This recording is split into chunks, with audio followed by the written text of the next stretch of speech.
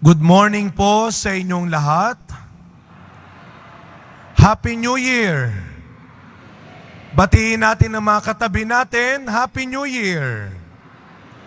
At mga kapatid, sa umagang ito, bigyan natin ng isang mainit na palakpak ng papuri at pasasalamat ang ating mahal na pong Jesus Nazareno. Isang mas malakas na palakpak para sa ating pong Jesus Nazareno. Ako po ay natutuwa na makita na sa pagkakataong ito, ang simbahan ng Quiapo ay halos mapuno. Hindi lang mga regular lang na nagsisimba, kundi ng mga espesyal nating kapatid. Kasama natin ngayon sa alas 5 umagang misa, ang ating mga kapatid mula sa iThursday Family Feeding Program ng Quiapo, ang mga kapatid nating street dwellers at ilang mga vendors. Mula sa ating rektor, parish priest, Father Jun Sescon, kayo po mga kapatid namin sa iThursday at Tuesdays with vendors ay binabati namin ng Merry Christmas and a Happy New Year. Palakpakan muli natin ang ating mga sarili. Ilang araw na lang ay Nazareno 2024, ang kapistahan ng traslasyon. At sa pagkakataong ito, napakaganda ng ating tema. Mula sa Ebanghelyo ni San Juan 12:21, Ginoo, ibig naming makita si Jesus. At mula dito, sa tungtungan na ito, sa kinatatayuan ko, masasabi kong nakikita ko na si Jesus. At marahil kayong mga nandyan sa inyong upuan, pag kayo ay tumingin hindi sa akin, kundi sa altar, makikita ninyo si Jesus. Ano ang nais nating matutunan sana ngayong bagong taon? Yung sinabi ng dalawang alagad ni Juan, saan po kayo nakatira, Rabay? Gusto naming makita kung saan ka nakatira, kung saan ka natutulog, kung saan ka kumakain, kung saan ka kumikilos, nagtatrabaho. Gusto naming makita. Mga kapatid, ngayong 2024, ngayong bagong taon, sana yan ang hangarin natin. Huwag lang tayo makakita ng trabaho.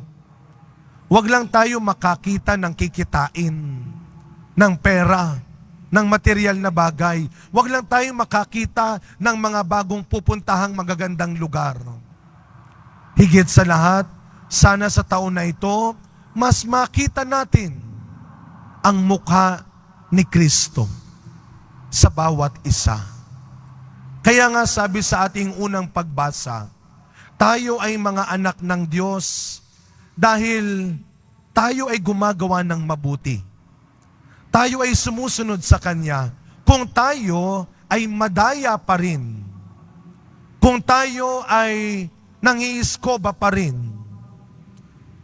Sa mga hindi nakakaalam, sa kanila ko natutunan yung salitang eskoba. Hindi lang ho yan sa paglalaba.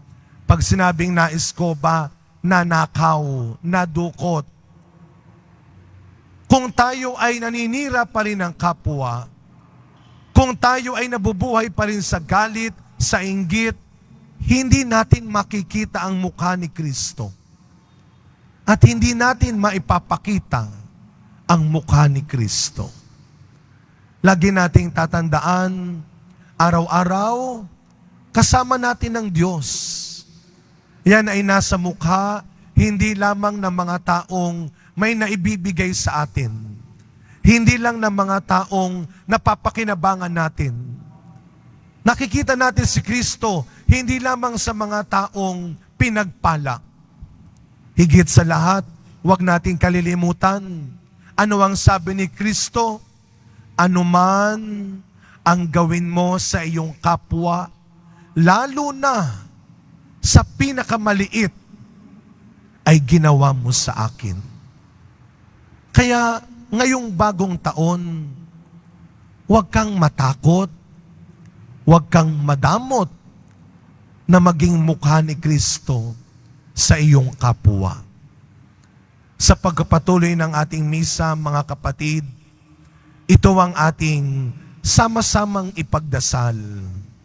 Ito ang ating sama-samang pagsikapan na sana ngayong bagong taon, madagdagan natin sa ating sarili. Walang sinasabi kung sino ang may pinakamaraming pera. Baka sabihin ninyo, Father, kami nga po nakatira lang sa kalsada, kami nga po nagtitinda lang.